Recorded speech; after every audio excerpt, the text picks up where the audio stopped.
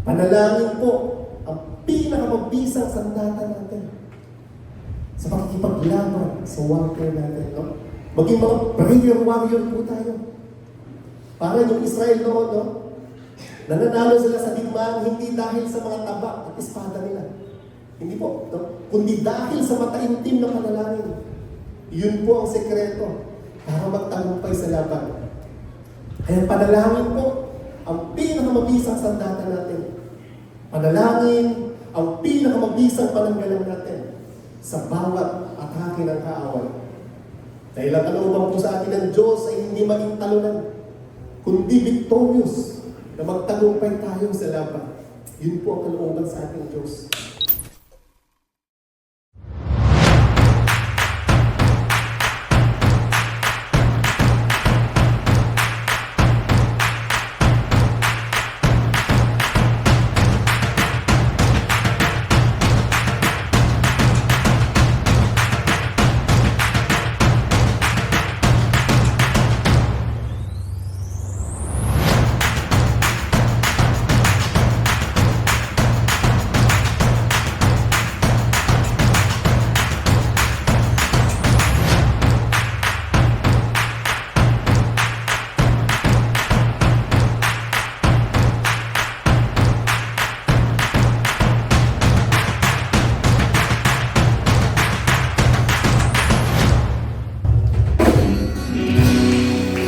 Good morning, church. Let's stand on our feet. Kayo po yung sasamba. Amen. Napakabuti po ang ating Panginoon. Kinakita witness. Ang Diyos ay mabuti sa lahat ng pagkakataon. So sa lahat ng pagkakataon, karapat-dapat lamang na siya yung purihin pasalamatan. Hindi mo gusto yung nangyayari, you are one praise away para sa inyong breakthrough. Amen. Mabuti ang Diyos! Sabihin mo sa inyo, yan mo kung magandang kuritas nyo. Mabuti ang Diyos sa lahat ng pagkakataon. Amen. Hallelujah. Kayo po yan, nakikita ko na excited po kayong magpuri. Nakikita ko po sa inyo mga mukha. Excited po kayong sumamba. Basahin po natin yung ating thesis kung saan po nanggaling natin mga kanta na awit ngayon. Sabi po ng Psalms 36 to 7 to 9, how precious is your steadfast love, O God. The children of mankind take refuge in the shadow of your wings. They feast in the abundance of your house, and you will give them drink from the river of your delights. For with you is the fountain of life, and your light to receive life. Amen. Amen. Amen. Praise the Lord. Hallelujah. Sa presensya ng Diyos, meron pong kumpletong kagalakan. Amen. Sabihin natin, kumpletong kagalakan sa Panginoon. Amen. Hallelujah.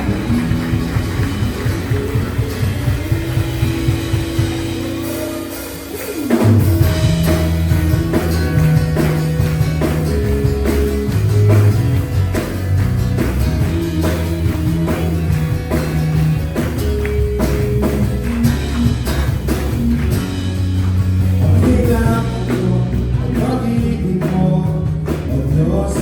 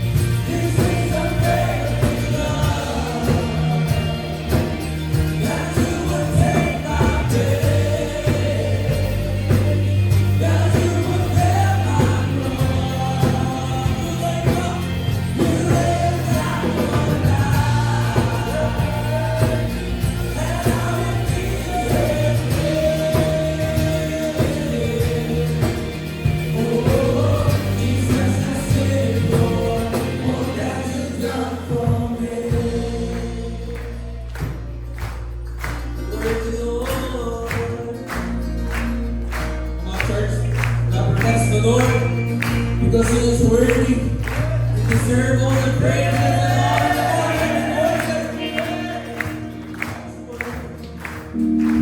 Worthy is the Lamb who was slain. Worthy is the King of conquering reign. Worthy is the Lamb who was slain. Worthy is the King of conquering reign. Worthy is the Lamb who was slain. Worthy is the King of conquering reign. Worthy is the Lamb who was slain.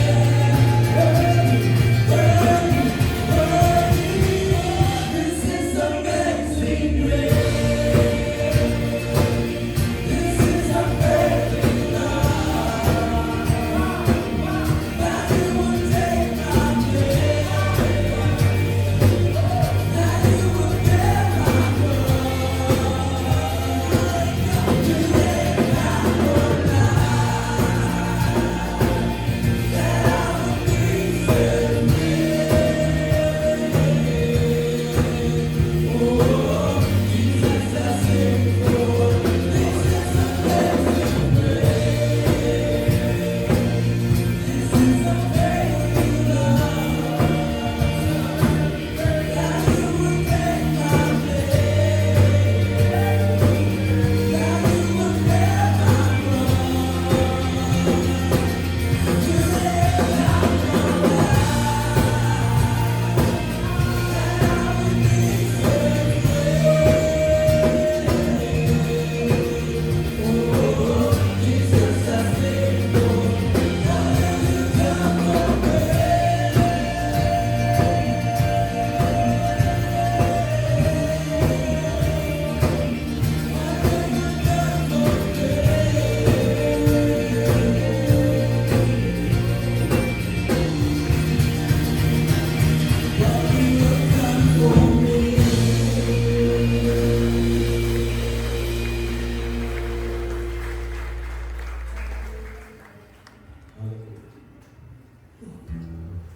Praise the Lord.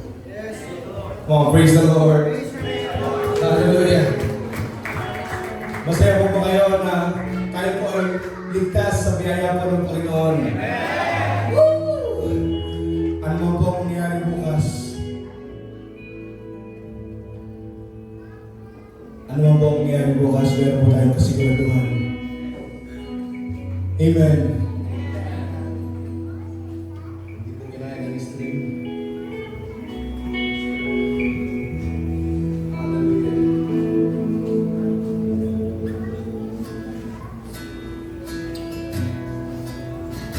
And being found in human form, he humbled himself by becoming obedient to the point of death.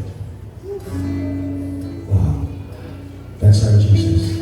Amen. Even death on the cross. Therefore, God has highly exalted him and bestowed on him the name that is above all the other names.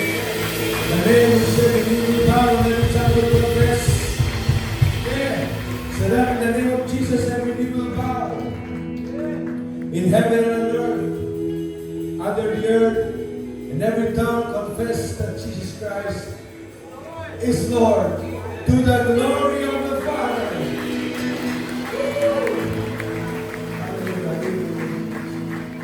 Oh, we appreciate you. Lord, we adore you.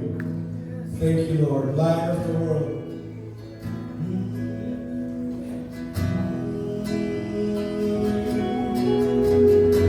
We sing a love song to you. We sing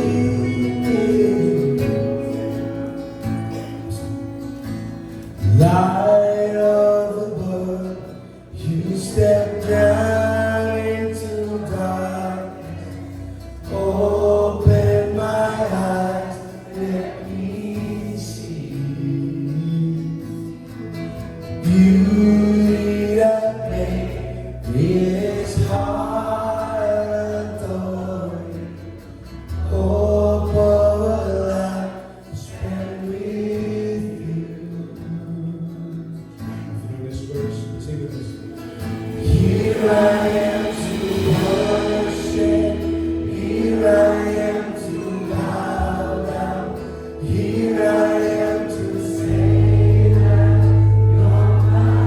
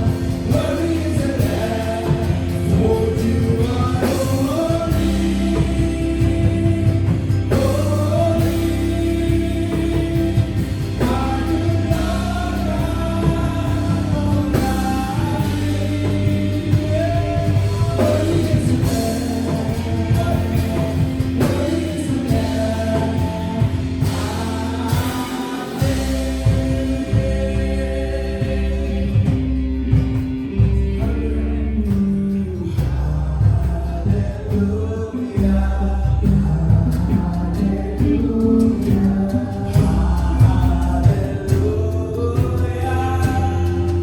the Lord God Almighty reigns.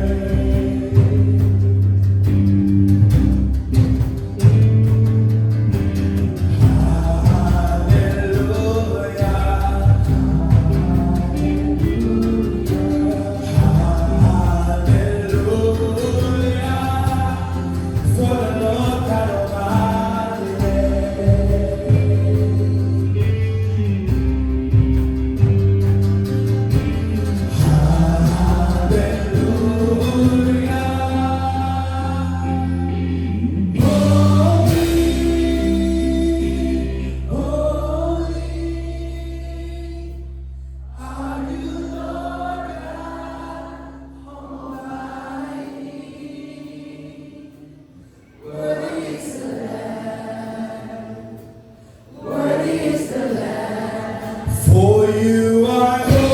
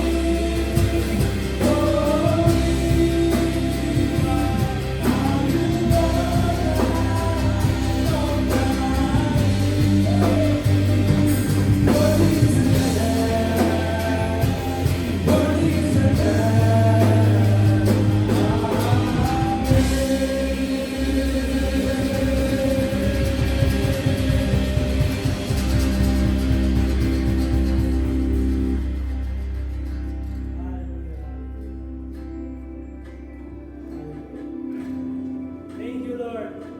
Thank you, Jesus. You are holy, Lord. You are worthy of all praise for today, this every day of our life, Panginoon. Thank you for waking us today, Lord, and having a privilege to worship you, Lord. Praise you, Lord, in our life, Panginoon. Everything is nothing without you, O Lord. Everything in this world is temporary and meaningless, Panginoon. But with you, Lord, we found our purpose in our life, Panginoon. Lord, pagpalain niyo po ang inyong mga anak, Lord. Salamat po sa inyong pagpapala, Lord. At hindi niyo po kami pinapabayaan, Lord, sa araw-araw. Thank you, Lord. Thank you for providing us our daily bread, Panginoon. Nagpapasalamat po kami, Lord, at tinidinig niyo po ang aming panalangin, Lord. And Lord, hindi po kami karapat-dapat sa inyo, Lord, pero pinipili niyo po kami, Lord, sa araw-araw. Maraming salamat, Lord. And Lord, sa araw na to, Lord, wala po kaming ibang hiling, Lord, kundi maramdaman ang presensya niyo, Lord. Encounter us today, Lord, that our life will change, Lord. And Lord, thank you for sacrificing on that cross, Lord, for our sins, Lord. Thank you, Lord. And Lord, humingi po kami ng kapatawaran, Lord, sa aming mga pagkukulang, Lord, sa aming pagkakamali, Lord. Dakila ka po, Lord, sa lahat ng aming pagkukulang, Panginoon. Hindi niyo po kami pinapabayaan, Lord. And Lord, sa oras po na ito, Panginoon, kami po ay lumalapit sa inyong presensya at humingi ng gabay, Lord, sa araw-araw, Lord. Guide us, Lord, with your word, Lord. Yung sa inyong salita, Lord, walang nagbabago, Panginoon. Lahat po ng bagay sa mundo, Lord, walang pangmatagalan, Lord. Pero sa inyo, Lord, turuan niyo po kami, Lord, to focus on eternal things. Mga magbagay na mas importante sa inyo, Panginoon. Lord, nagpipray po ang aming mundo, Lord, ang aming bansa, Panginoon, na may maganda po kayong plano sa aming mundo, Panginoon. Kami po ay magtitiwala, Lord, sa inyong salita, Panginoon. Wala pong bago sa mga nangyayari, Lord. Pero kayo po, hindi po kayo nagbabago, Panginoon. And Lord, I pray, Lord, we pray, Lord, for our pastor for today, Lord. Give him the wisdom coming from you, Panginoon, the knowledge and understanding from you, Panginoon. Use him as your mouthpiece, Panginoon, para sa mga inyong anak na iyong salita, Panginoon. All the glory and praises are for you, Panginoon. At lahat po ng pinagpala sa ngayong araw, magsabi ng Amen. Thank you, Lord. Amen. Praise God. Blessed Sunday, Mosey. Okay lang po ba batiin natin ang ating mga katabi at kapatid? Good morning! Sabihin mo sa kanan mo, good morning! Sa kaliwa naman, sabihin mo, masaya akong nandito ka today. Sino po yung masaya na nandito sila ngayong araw na to? Ang sarap pong magpuri at magsamba sa Panginoon. Amen po? Sa lahat po ng kaguluhang nangyayari, isa lang po ang sigurado, may plano ang Diyos sa ating buhay. Amen po? And we encourage you po, we invite you po. Sino po dito yung maramdaman ng presensya ni Lord araw-araw? So yan po yung pinag-pray natin ng bawat isa. And welcome po sa ating Sunday celebration. And announcement lang po. So kung may Sunday celebration po tayo, sino po yung mga first timer po dito? And okay lang po tayo po yung mga first timer po natin, mga bisita po natin po today. Ayan, sino po yung mga first time ngayong araw? Ayun, si Brother Angel. Ayan, tayo po tayo. Ayan, welcome naman po ang ating kapatid. Ayan, si Angel. Diba na in-invite ng kanyang tita, si Tita Nancy daw po. Ayan, praise God po. Ayan, so, and meron po tayo, bukod po sa Sunday, we meet regular weekdays po. So, ang schedule po natin pag weekdays is every Thursday. So, sabihin po natin, soaking. Ayan, so kung ikaw ay may mga pinagpe-pray, diba? Kung ikaw ay talagang kulang pa sa panalangin, yung mga kapatid po natin, ipagpe-pray po natin yan. Okay? And masarap po magsamba sa Panginoon kasama ng ating mga kapatid. Amen po? And this Thursday po, tayo po magbabal sa presensya ng ating Panginoon. Amen po? Kulang po ang linggo para magpuri sa Panginoon. Dapat po araw-araw. Amen po? Kung marami tayong oras sa trabaho natin, sa negosyo natin, dapat mas marami tayong oras sa ating Panginoon. Amen po? Lalong-lalo na ngayon ang gulo-gulo. Pero isa lang po di magulo si Lord po. Amen po? And second po, nasa series po tayo, natin ang magatan. Prayer breakthrough. Sabihin nga po natin, prayer breakthrough. So lahat po ba tayo dito nagpe-pray? Diba? Pero mas kailangan po natin, mas laliman yung ating pagpe-pray kay Lord. Naniniwala po ba tayo na si Lord sumasagot siya sa mga panalangin natin? Diba? Minsan, bakit hindi tayo sinasagot ni Lord? Kasi hindi tayo lumalapit sa Kanya. Kaya mas kailangan natin ipag-pray yan. Amen po? And sino po dito yung may mga answered prayer? Ayan, so pag-pray po natin yan. Eh ngayon po, diba sa mga upuan po natin, may makikita kayo, diba may envelope. Tapos po yung envelope, ano po yung kasama niya? Ayan, sa mga first time po, meron po tayong guest details dito. Sa mga first time po, fill out nyo lang po yan. And ipag-pray po natin yung request nyo para ma-update po kayo sa mga upcoming events po ng ating simbahan. Amen po? And yung sa kanan naman po, sabihin nga po natin, prayer request. Prayer request. So, wag po kayong mag-alala, yung prayer request na po na yan, ipag-pray po ng intercession team natin yan. Diba? So, pag-pray po natin ng matindihan sa ating Panginoon hanggang dinggin ng Lord ang ating panalangin. Amen po? So, we encourage you po na magsulat po tayo dyan. Lahat po ng bagay na pinananalangin natin sa Panginoon. Okay po? So, we love to see your prayer request po. Okay po? May mga ballpens naman po dyan sa tabi. Hanapin na po natin. Okay po?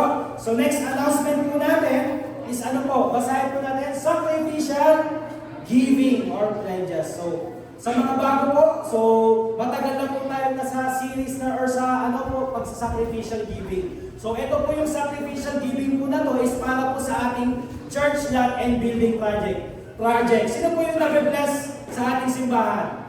Amen. Sino po dito yung na-excite na makita yung ating talagang pinangako ng Lord na ating church? Sino po yung na-excite na? Amen. Di ba yung dadalhin mo dun yung mga anak mo, may kids room na malaki na, diba? So yung hindi mo na iniisip yung anak mo na nasa tabi mo kasi may mga magtuturo na sa kanila at sobrang laki ng church natin.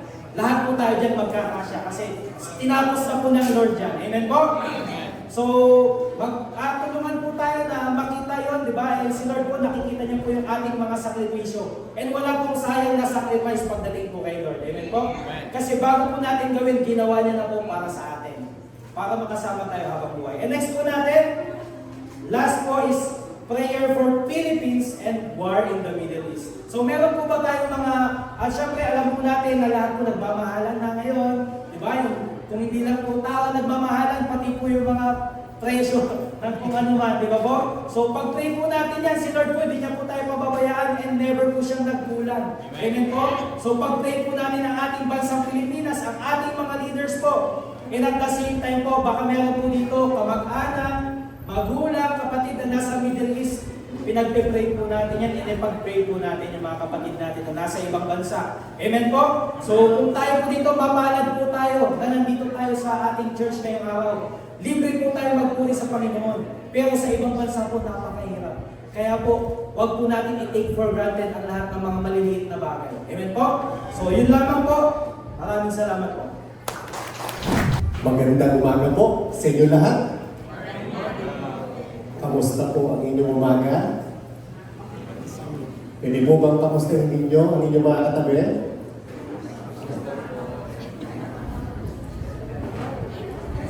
Nakikita niyo lang po na mukhang fresh ang mga katabi ninyo, pero meron pong gerang pinagdadaanan ng mga yan. Lahat po tayo, meron tayong gerang pinagdadaanan. Kahit po kami mga tumatayo dito, may gerang pinagdadaanan araw-araw. Meron tayong spiritual battles na kinakaharap araw-araw. Kaya po, ito na yung second week ng ating preaching series, The Prayer Breakthrough. At ngayon, gusto ko po kayong tanungin, kamusta po ang prayer life ninyo? Kamusta po yung quiet time ninyo kapag kayo na lang mag-isa? Nagpupuri ka pa rin ba sa Panginoon kahit ikaw na lang mag-isa? Naglalaan ka ba ng oras para sa pakikipag-usap mo sa Panginoon? Alam niyo po, napakahalaga ng panalangin sa buhay ng isang Kristiyano. Dahil ang panalangin po ang hininga ng ating spiritual na buhay. Kaya kung hindi po tayo nananalangin, maghihingalo ang spiritual mong buhay. Kaya naman po sa umagang ito po yung title ng ating message. Warfare Prayer. Be prepared. Panalangin para sa spiritual na pakikipaglaban. Maging handa. Ay kung lahat ay manalangin. Ama namin Diyos, salamat po Ama sa muli, sa pagkakataon nito Panginoon, na kami po ay makakarinig ng inyong mensahe. Panginoon, salamat po sa pagkakataon nito. Hiling namin Panginoon, na samahan niyo po kami doon sa araw-araw ng aming buhay. Sa araw-araw na pakikipaglaban namin Panginoon. Sa araw-araw ng mga battles namin Panginoon. Gamitin mo, Panginoon, ang mensahe nito, Panginoon, para kami magtagumpay sa aming spiritual battles. Samahan mo kami, Panginoon, sa lahat ng aming pagdadaanan. Salamat po, pinupuri, sinasamba, pinadakila ka namin sa pangalan ni Jesus. Amen. Alam niyo po, napakahalaga po ng panalangin sa buhay ng isang Kristiyano. Kaya nga po, ngayong buwan ito hanggang sa mga susunod na buwan, ito yung ating pong series, ito po yung prayer breakthrough. No? So maging prayer warrior po tayo. So maglaan tayo ng oras para sa pakikipag-usap natin sa Panginoon. Dahil ang panalangin po ay paraan ng pakikipag-ugnayan natin sa Diyos. Sa pamamagitan ng panalangin na ipapahayag natin yung ating pasasalamat, mga kahilingan at pagsisisi at pagtitiwala sa Panginoon. Ang panalangin po ay pakikipag-usap ng anak sa kanyang ama. Kaya nga po pinakita sa atin ng Panginoong Hesus yung napakagandang halimbawa ng pagpapakumbaba at paglapit sa Diyos. He is a man of prayer. No? Kaya kung gusto po natin na maging kagaya natin ng Panginoong Hesus, dapat naglalaan po tayo ng oras natin sa panalangin, sa pakikipag-usap natin sa Diyos araw-araw. Sabi nga po sa Jeremiah 33:3, sabi po dito, tumawag ka sa akin at sasagutin kita. At ipapahayag ko sa iyo ang mga kahanga-hanga at mahihiwagang bagay na hindi mo pa alam. Tumawag daw po tayo at sasagot siya. Kung gusto daw nating malaman yung mga kahanga-hangang bagay na hindi pa natin alam. Marami po kasi mga bagay na hindi natin alam, no? Kahit sa mismong buhay po natin, marami po tayong mga bagay na hindi alam. Hindi po natin alam ang bukas. Hindi natin alam ang future. Kaya nga po, marami sa atin madalas nagkakamali sa mga desisyon. At sa bawat pagkakamali, may consequences. At sa bawat pagkakamali, may kaakiba na pananagutan. Tulad po na nangyayaring digmaan ngayon sa Middle East, sa pagitan ng Israel, Iran, Amerika, at sa mga karatig bansa sa Middle East. At bawat pagkakamaling desisyon ng mga leader ng mga bansang yan na sangkot sa digmaan, may consequences. May collateral damage. May kaakiba na pananagutan. At ang masakit dyan, hindi lang yan basta simpleng kahinatnan ng mga maling desisyon. Kundi global crisis po ang epekto sa atin. Apektado ang buong mundo. Ganun pa man, mapahalan po tayo. At hindi po tayo direktang apektado ng digmaan. Isa po yun sa dapat natin ipagpasalamat sa Diyos. Hindi po kagaya ng mga apektadong bansa sa Middle East. Napakaraming mga ari-arian, buhay ang nawawala sa bawat bagsak ng Israel. Napakaraming mga inosente ang apektado ng digmaan. Ganun din po tayo dito. No? Hindi man tayo direktang apektado ng digmaan.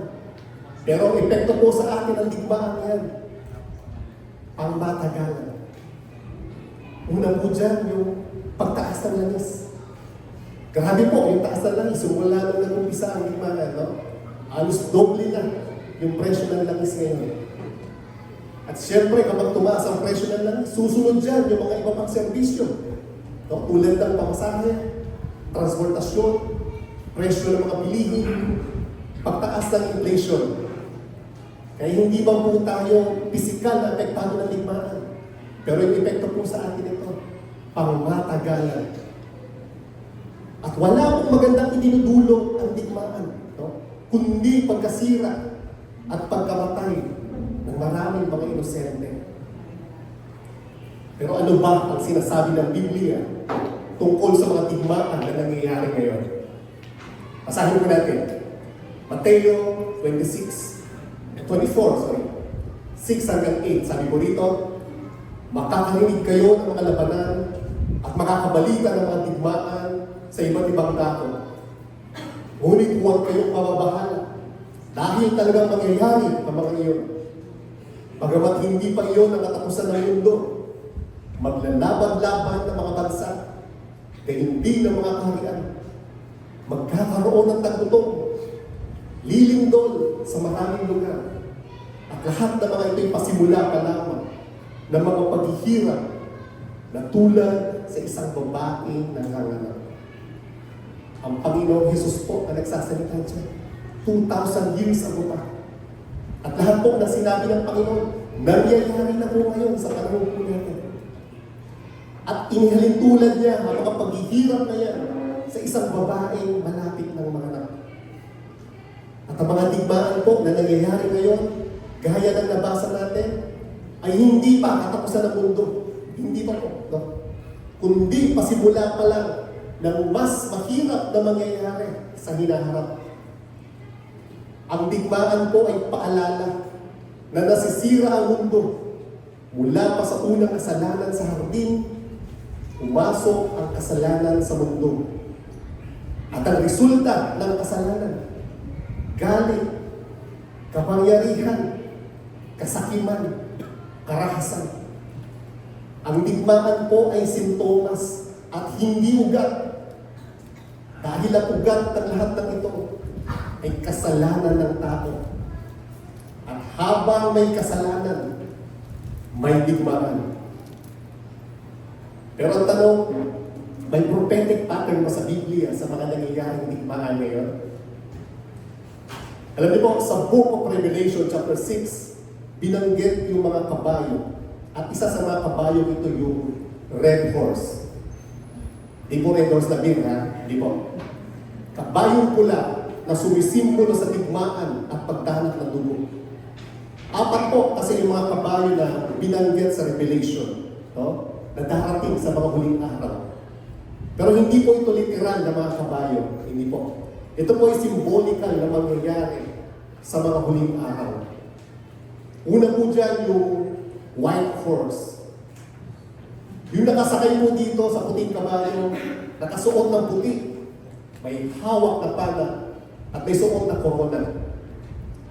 Sino sa tingin nyo ito? Yung nakasakay sa puting kabayo na nakasuot ng puti, may hawak ng pala, at may suot na korona. Ito po ay tumutukoy sa Antichrist. Hindi po ang Panginoon Jesus. Ginagaya niya ang Panginoon Jesus.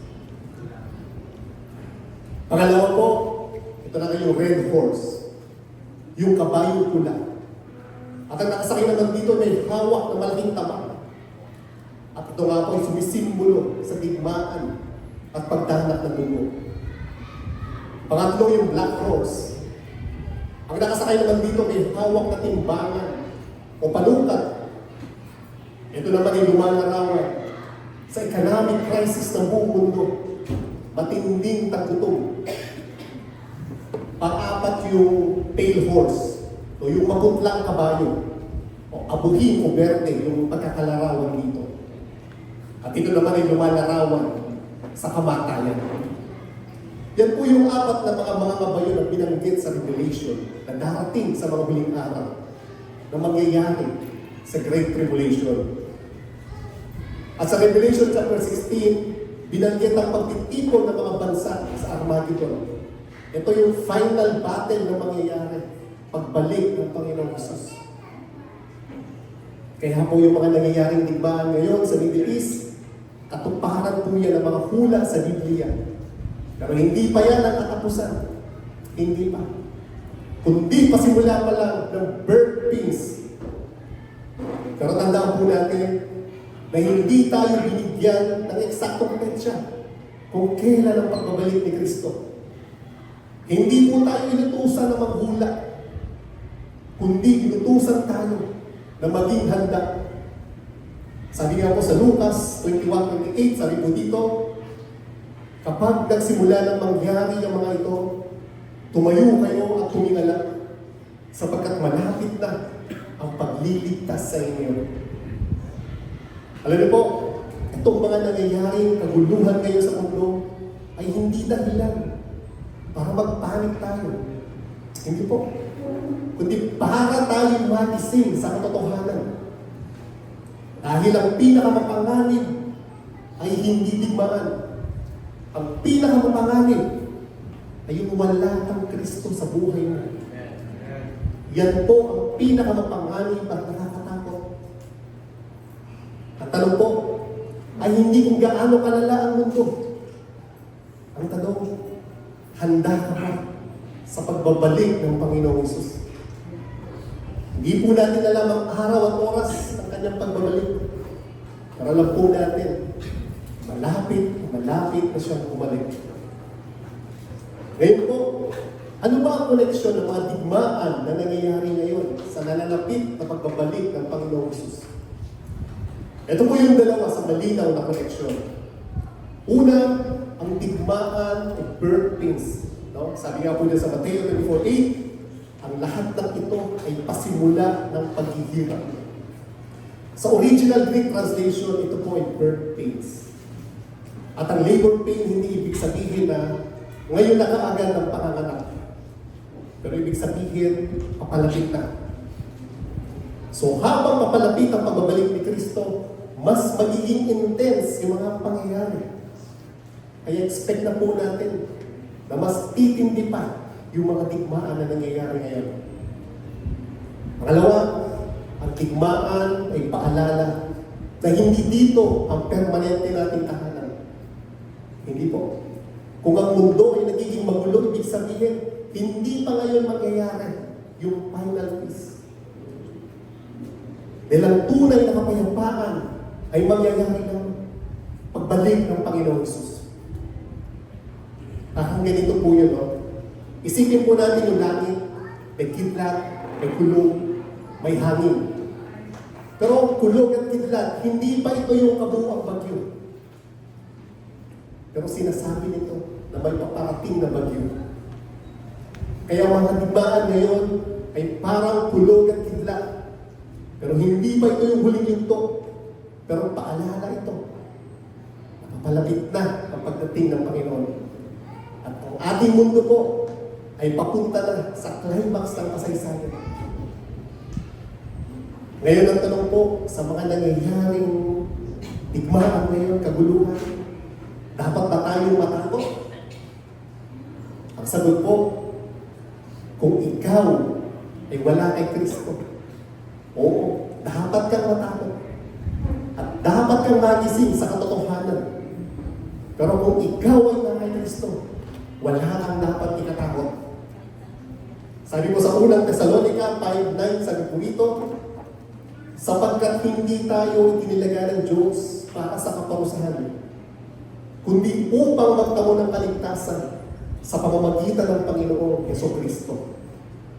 Alam niyo po, yung verse na yan, exclusive lang po yan sa mga mananampalataya, sa mga anak ng Diyos. Hindi po yan para sa lahat ng tao. Kaya habang hinihintay natin ang ating tagapagligtas, habang hindi pa siya dumarating, dapat po palagi tayong handa. Dapat para tayong mga sundalo, na anumang oras, handang makipagdigma. Isipin po natin ngayon halimbawa na isa kang sundalo mandirigma at ipapadala ka sa Iran. Pero huwag ka masala sa Iran kasi delikado po yun. Ang isang sundalo o mandirigma, bago yan sumabak sa gera, puspusan ng training ng mga yan na kung paano sila makipaglaban sa lupa, sa tubig, o sa himpapawid. At walang sundalo na sasabak sa gera na hindi handa. No? Hindi yan pupunta sa laban na walang armas o pananggalang. Kasama sa training ng mga sundalo na dapat lagi silang handa. Hindi pwedeng sumabak sa gera yung mga yan na hindi sila physically fit o mentally fit. At maliban sa pagiging handa ng mga yan, meron din silang superior o commander na nagbibigay ng instruction sa kanila kung ano ang gagawin nila. Para kapag nandun na sila sa battleground, planado yung bawat kilos at galaw nila. Hindi yan masasusugod sa laban na hindi planado yung bawat kilos at galaw nila. At kasama din po sa role ng commander ng mga sundalo, no, na palakasin sila, i-motivate sila para hindi sila panghinaan na loob. Yun po ang tungkulin at paghahanda ng isang sundalo. Ganon din po tayo mga Kristiyano. Para po tayo mga sundalo magdirigma. At napakahalaga po sa Kristiyanong pamumuhay na dapat lagi po tayong handa. Dahil noong oras na tinanggap natin ang Panginoong Hesus sa ating buhay bilang ating Diyos sa tagapagligtas, noong panahon na inalis ka ng Diyos sa kadiliman at sa kasalanan, nagsimula na yung warfare mo. Kaya po, napakahalaga sa isang Kristiyano pamumuhay na dapat lagi po tayong handa. At dapat po natin maintindihan na meron tayong battle na kinakaharap araw-araw. May battle po tayo. Alam niyo po, marami sa mga Kristiyano ngayon nakakalungkot ng isipin na pinanghihinaan ng mga faith nila. Pinanghihinaan ng loob. Kaya doon pa lang sa preparation nila bilang isang Kristiyano, para talo na kagad sila. Kaya kapag dumating ang lungkot, hindi alam ang gagawin. Kapag dumating ang problema, agad pinanghihinangan ng loob. Kapag dumating ang matitinding atake ng kaaway, hindi nila alam ang gagawin. Bakit? Kasi dun pa lang sa preparation nila, sa warfare nila, sa battle nila, ay hindi sila handa. Kaya naman po sa umagang ito, tuturuan tayo ng Diyos na maging handa sa warfare natin. Dahil sa bawat araw natin dito sa mundo, sa bawat araw na nilalagak natin sa mundo ito, dapat lagi po tayong handa. Higit lalo po sa mga panahon ngayon, na nasa huling yugto na tayo ng mundo. Nasa mga huling araw na po tayo. Ano mang oras, pwede nang bumalik ang Panginoon ngayon. Ano mang oras.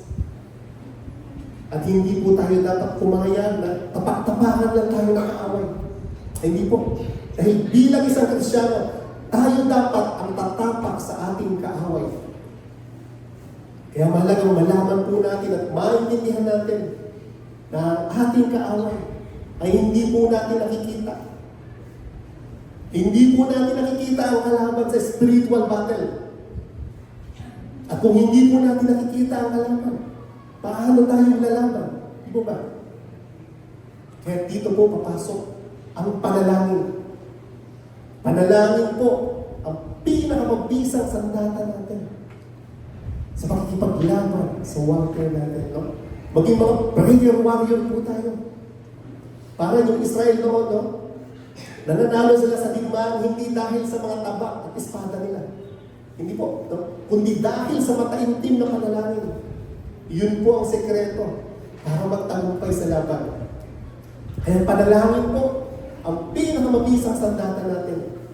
Panalangin ang pinakamabisang pananggalang natin sa bawat atake ng kaaway. Dahil ang kalooban po sa atin ng Diyos ay hindi maging talunan, kundi victorious na magtagumpay tayo sa laban. Yun po ang kalooban sa ating Diyos. Pero bakit dumarating tayo sa punto na maraming mga Kristiyano ang nagiging talunan? Kapag dinatingan ng mga problema, ayaw na mag-church. Ayaw na lumapit sa Panginoon. Ayaw na mag-worship. Kasi nga, puro problema na lang. Kasi nga minsan hindi po natin naiintindihan na nasa battle po tayo. At habang tayo nabubuhay, patuloy po tayong nakikipaglaban. Kaya napakahalaga po na dapat lagi tayong handa ng oras. Dahil ang ating kaaway po ay hindi natin nakikita.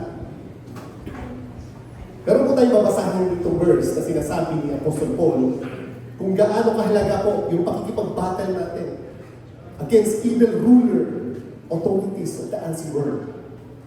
Pwede po ba natin basahin sabay-sabay? So Ephesians 6:10-14. The final word.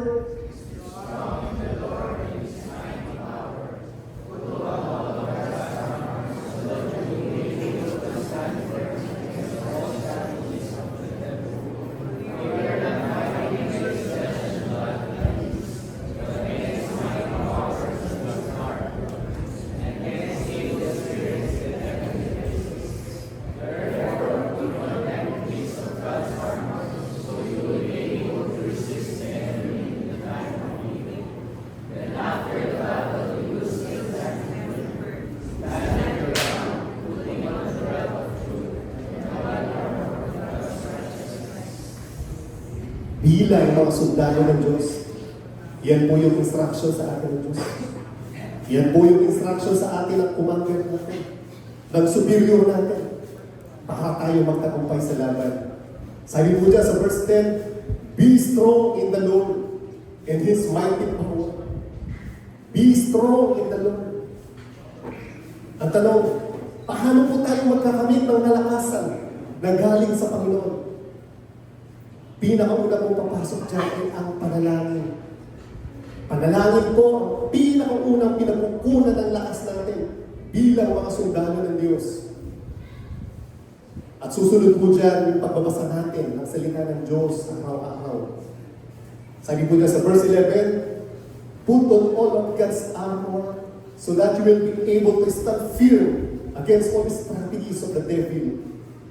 Isuot natin yung mga kagamitang pandigma nakaloob sa atin ng Diyos para may panlaban tayo sa mga pakana ng diablo. Ano po ba yung mga kagamitang pandigma na nakaloob sa atin ng Diyos? Para doon sa spiritual warfare natin. Una po dyan, prayer, reading the Bible, devotion, worshiping, fellowship, soaking, small group, ano pa? Sunday celebration. Yan po yung mga kagamitang pandigma na nakaloob sa atin ng Diyos para sa spiritual battle po natin. Pero kung hindi po natin suot yung mga kagamitang yan, napakadali mo lang matalo ng kalaban. Sabi mo dyan sa verse 12, "For we are not fighting against flesh and blood enemies, but against evil ruler and authorities of the unseen world." Hindi po tao ang mga kalaban natin, kundi yung may mga kapangyarihan na namamahala ng kadiliman. Yan po yung mga evil ruler, authorities of the unseen world na sinasabi ni Apostle Paul. Sabi po dyan sa verse 13, "Therefore, put on every piece of God's armor, so you will be able to resist the enemy in the time of evil. Then after the battle, you will still standing firm." Lagi po tayong handa. At suot po natin yung God's armor. Ano bang oras na umatake ang kaaway, nakatayo pa rin tayo. At hindi po tayo babagsak. Sabi po dyan sa last verse, 14, "Stand your ground, putting on the belt of truth in the body armors of God's righteousness." Sabi po dyan, dapat suot natin yung belt of truth, yung sinturon ng katotohanan, at yung body armor of God's righteousness. Alam niyo po, hindi naman po tayo hahayaan ng Diyos na makipaglaban na walang proteksyon o sandata. So nasa atin na lang po kung gagamitin po natin yung mga kagamitang pandigma na kaloob po sa atin ng Diyos. Kaya kapag hindi ka handa at hindi mo suot yung body armor of God's righteousness, at kapag dumating ang problema, halungkutan, temptation na palaging pinapain sa atin ang kaaway, wala na. Sandali, bumagsak ka na. Sandali, natalo ka na. Sandali, nahulog ka na sa bigtag ng kaaway. Yan po yung mga araw-araw na battle sa kinakaharap natin. At madalas po dyan yung temptation. Temptation po, madalas dyan. Tutuksohin ka ng diablo.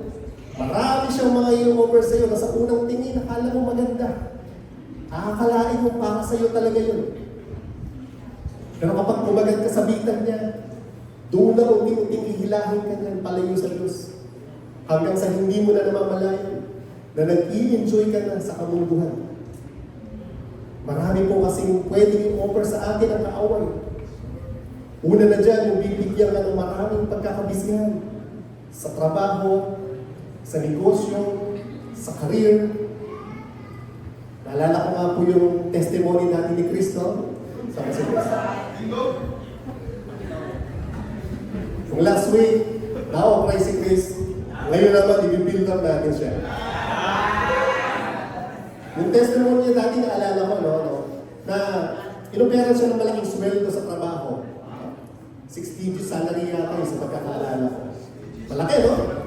Pero ang kapalit ng malaking sweldo, masasacrifice yung Thursday at yung Sunday na oras niya na para sa Panginoon. Pero tinatihan ni Chris. Kasi alam niyo yun ang tama. No? Tama yung desisyon na ginawa ni Chris. Kaya tingnan niyo naman si Chris ngayon, no? Nasa ka na lahat ng katangian na hinahagad mo sa isang lalaki. Mabait. Masipag. Tapat. Makadiyos. Mapagmahal. Jowa na lang ang kulang. Pero may na muna yung Chris, no? Huwag ka na muna pumasok sa buhay may asawa. Dahil pag nagkataon, ibang gera pagdadaanan. Alam niyo po, huwag po tayo maghinayang sa malaking kikitain natin, sa malaking sweldo. Kung ang kapalit naman nun ay kukunin yung oras natin na para dapat sa Panginoon. Dahil ang ino-offer po sa atin ng Panginoon ay higit na mas maganda, mas mahalaga, walang katumbas na halaga. Dahil buhay na walang hanggan ang ino-offer sa atin ng Panginoon. Palakpakan po natin ang Panginoon.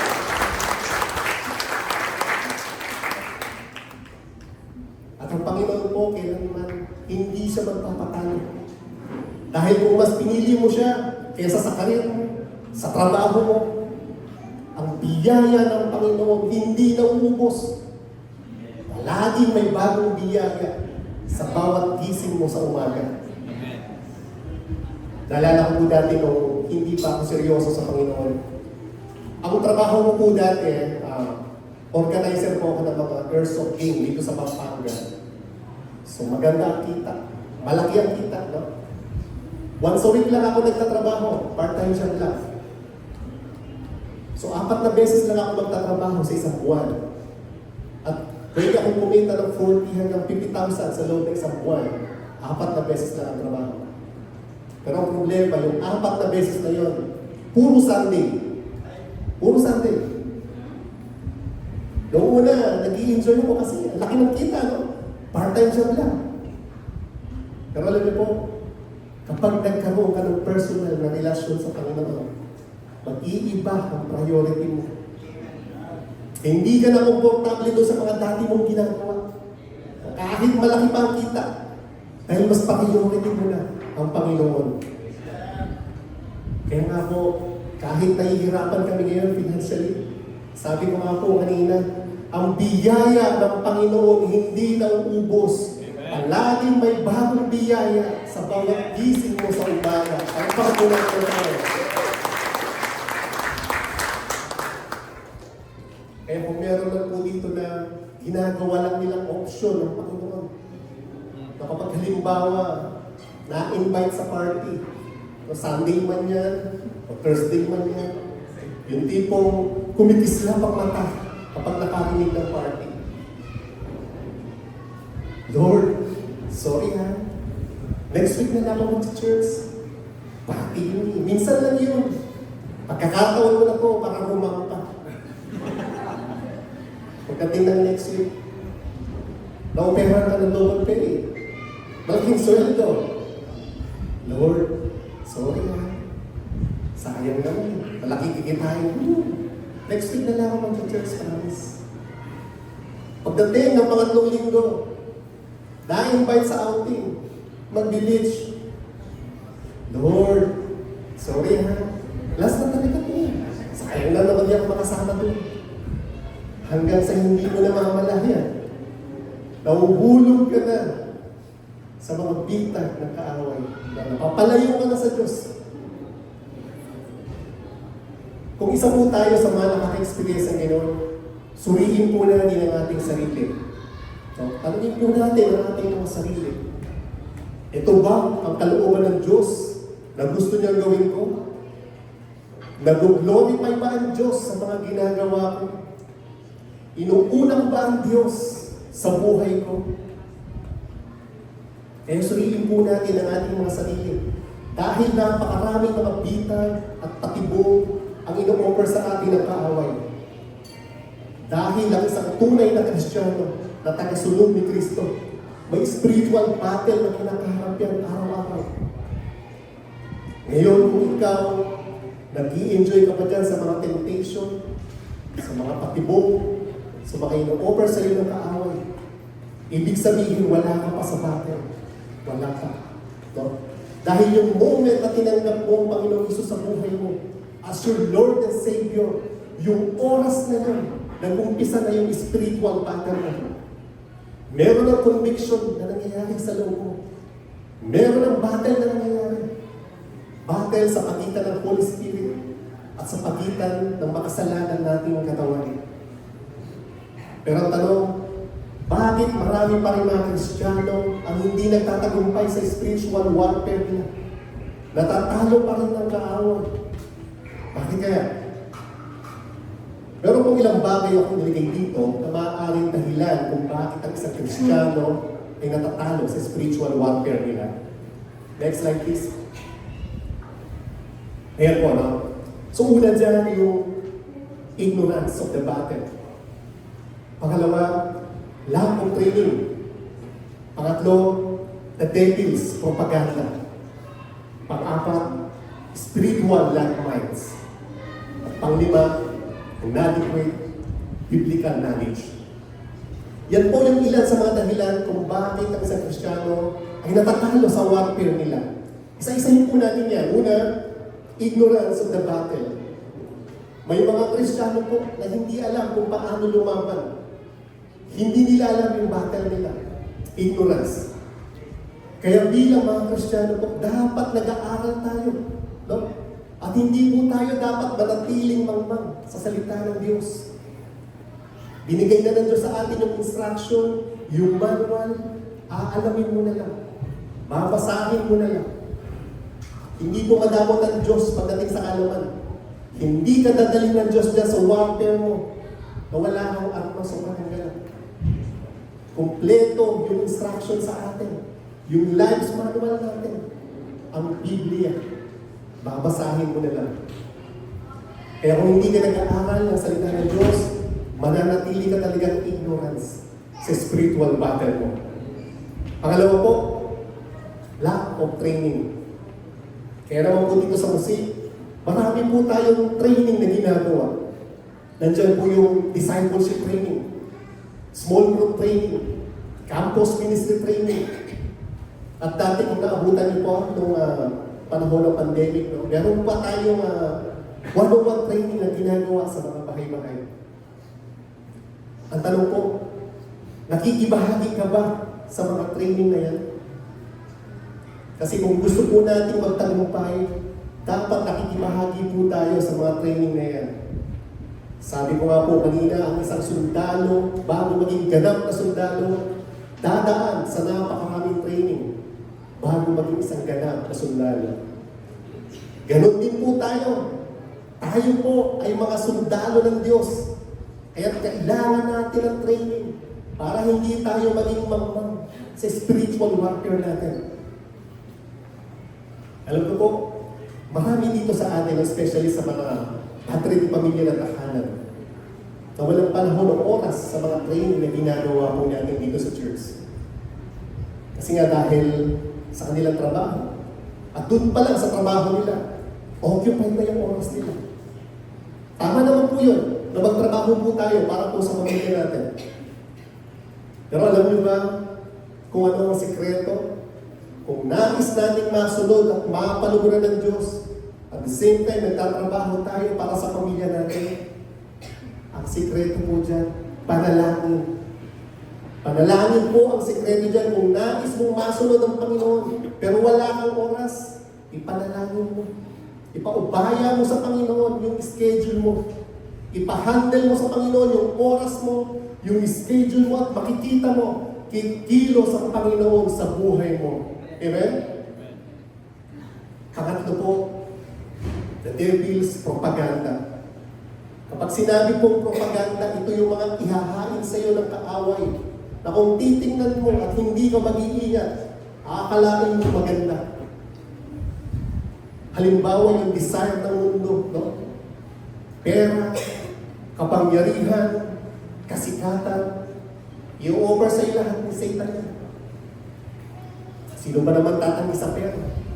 Sa kapangyarihan, sa kasikatan, di mo ba? Halimbawa, mayroong isang talent manager na nag-offer sa iyo, sasabihin, Chris, ikaw ang susunod na Dingdong Dantes ng Pilipinas. Sikat, mayaman, matini idol. Siguro, sunggab ka agad, di ba? Ang next Dingdong Dantes ba naman? O kaya naman, ikaw ang susunod ng Marian Rivera. Maganda, sikat, mayaman, di ba? Siyempre, sunggab ka agad. Next Marian Rivera ba naman? At marami pang mga ibang pwedeng i-offer sa atin ng kaaway. Kaya kung hindi po tayo mag-iingat, maululog po tayo sa mga propaganda ng kaaway. So ano po sikreto? Para mapagtagumpayan natin ang mga ito at hindi tayo mahulog sa mga propaganda ng kaaway, walang iba kundi panalangin. Panalangin po ang pinakamabisang protection natin sa mga pag-atake ng kaaway. Ang apat po, spiritual landmines. Hinuhulog tayo ng kaaway sa mga landmines para patuloy tayong magkasala. Yung mga kasalanan, hindi yan ipapakita sa iyo ng kaaway na pangit. Ipapakita niya sa iyo yan na maganda yan palagi para matukso ka. Kaya maraming mga patibong landmines ang ino-offer sa atin ng kaaway para tayo'y mahulog sa pagkakasala. Kaya kung hindi po tayo handa o hindi ka aware, spiritual landmines sa pala yung tinatapakan mo. Kapag sumabog yan, pwede masira ang buhay mo, ang buhay ng pamilya mo, dahil mahulog ka sa kasalanan. At bilang isang Kristiyano, hindi po natin dapat hayaan na mangyari yun. No? Hindi dapat natin hayaan na maging talunan po tayo sa warfare natin. Dahil ang kalooban po sa atin ng Diyos ay victorious at hindi maging talunan.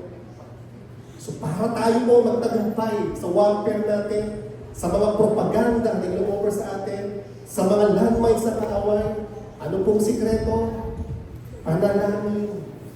Panalangin po ang sikreto sa lahat ng yan. Kaya nga po meron tayong prayer and fasting na ginagawa.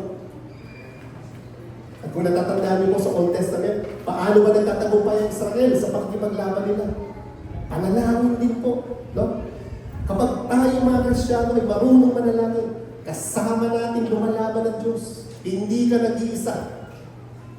At kung hindi ka marunong manalangin, pagpapakita yun ang pagmamataas sa Diyos.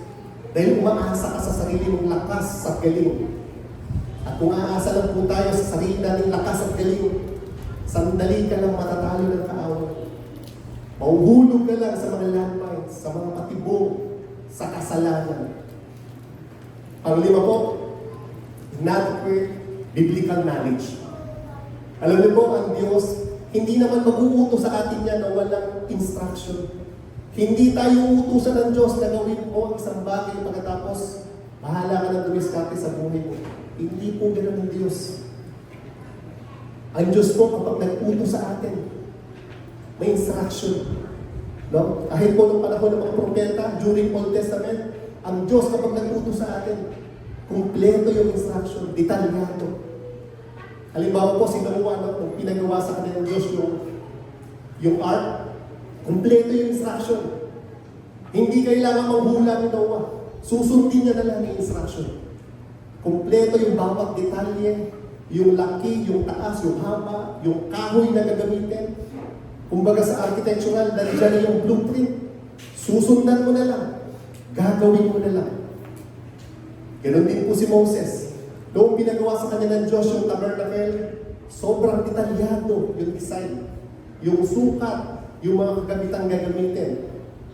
Alam niyo po, nung panahon ni Moses, wala pang metro noon, wala pang panungkat. Ang ginagamit nilang panungkat noon, siko. No? Siko.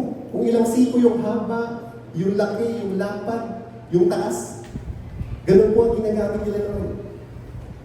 Kaya ang Diyos po kapag nag-utos sa atin ng mga pinapagawa niya, kompleto yung instruction. May blueprint. Susundan mo na lang. Pero bakit marami pa rin po sa atin ang nagkakamali? Marami pa rin sa atin ang natatalo sa spiritual warfare. Kasi nga kulang sa pag-aaral ng salita ng Diyos. At ang isang Kristiyano, habang nabubuhay yan, tuloy-tuloy dapat na nag-aaral yan. Sabi nga po sa ikalawang Timoteo 3:16, sabi mo dito, ang lahat ng kasulatan ay kinasihan ng Diyos at kapaki-pakinabang sa pagtuturo ng katotohanan, sa pagsaway sa kamalian, sa pagtutuwid sa likong gawain, at sa pagsasanay para sa matuwid na pamumuhay. Lahat po tayo dito. Kung ikaw ay na kay Kristo na, kailangan mong maintindihan na meron kang battle na kinakaharap araw-araw. Nasa battlefield po tayo. At ang pangunahing sandata o paglaban po natin sa spiritual battle natin, panalangin at salita ng Diyos. Panoorin po natin yung panghuling video, and may I call the worship team.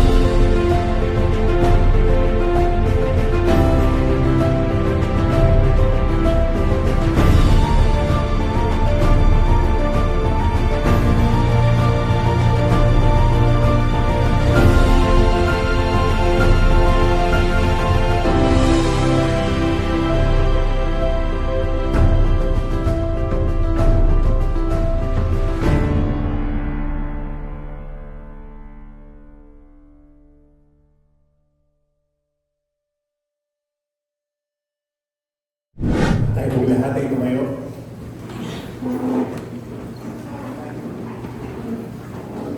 niyo po, gaano man kalakas ang tao, gaano man katuso ang tao, ano mang maliling lang ang gawin sa atin ng kaaway. Ilang beses man tayo ibagsak ng kaaway, babangon pa rin tayo at lalaban. Dahil hindi po tayo lumalaban ng mag-isa. Ang Diyos ang kakampi natin.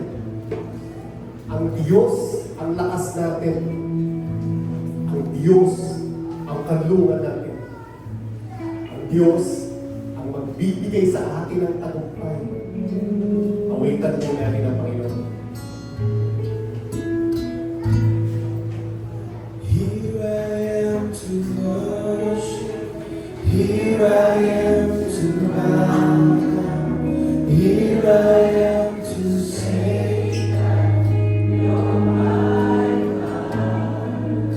You're all together lovely, all together worthy, all together wonderful to me. Here I am to worship, here I am to bow down, here I am to say, You're all together lovely, all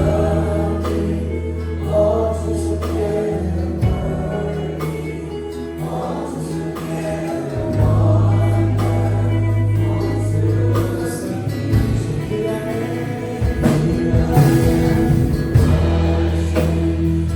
wonderful to see. Here I am, here I am to worship, here I am to bow down, here I am to say,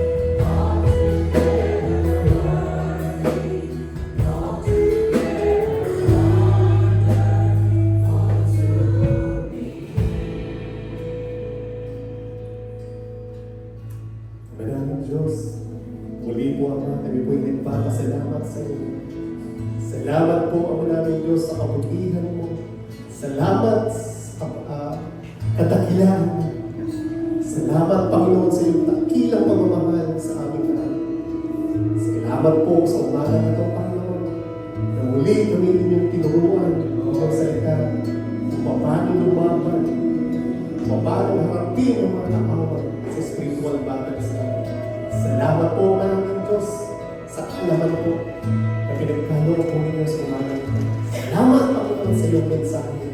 At naway dalangin namin, patuloy mo kaming samahan, Panginoon, sa lahat ng aming pagdadaanan, sa lahat ng aming problema, Panginoon, sa lahat ng aming battles na pinakaharap, Panginoon.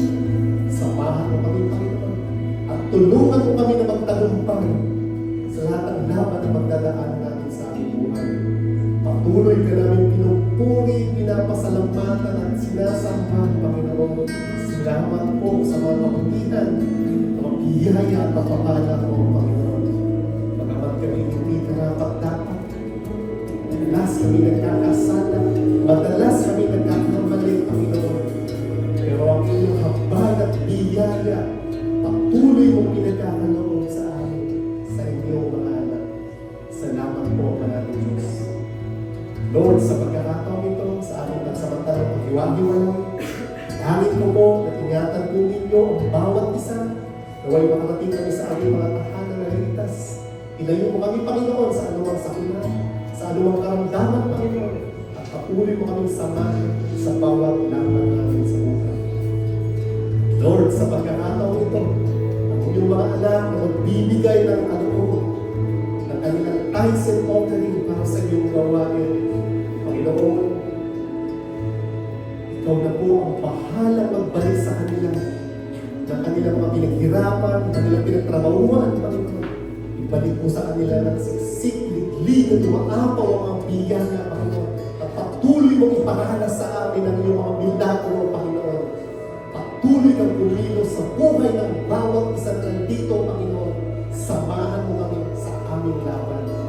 Maraming salamat, Panginoon Diyos, sa sa inyo pong lahat ng papuri, pasasalamat at pagsamba. Sa pangalan ni Jesus. Amen. God bless you. See you next Sunday.